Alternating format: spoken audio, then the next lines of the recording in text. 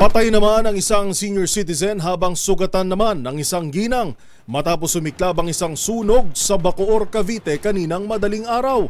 Ang mga detalye ihahatid ni Giselle Ricafort. Isa ang patay habang isa rin ang sugatan sa sunog na sumiklab sa isang residential area sa sitio Wawa, Barangay Zapote 3 sa Bacoor, Cavite kaninang madaling araw. Kinilala ng Bureau of Fire Protection ang nasawing senior na si Paquito Martinito, 63 habang sugatan ng isang Marlene Catalo, 53 taong gulang.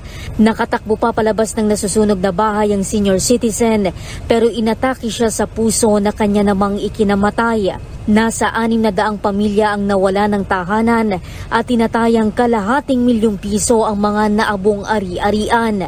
Kwento ng mga residente, nasa kasarapan sila ng tulog nang bulabugin sila ng sigawan na nilalamon na ang kanilang mga bahay ng sunog. Nalimpungatan ng pagising ko, sabay na hakot.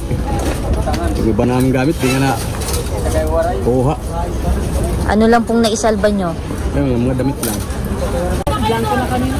Wala nang makalala na po. Kasama po yung bahay ninyo sa naabo.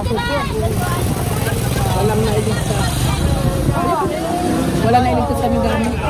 Hinahakot na sila ng barangay para patuluyin sa iba't ibang evacuation centers sa lungsod. Nagsimula pasado alas 12 ng hating gabi ang sunog na madaling itinaas sa second alarm bago naapula mag-aalas 4 kaninang madaling araw. Para sa MBC TV Network News, Giselle Ricafort, una sa Pilipinas, una sa Pilipino.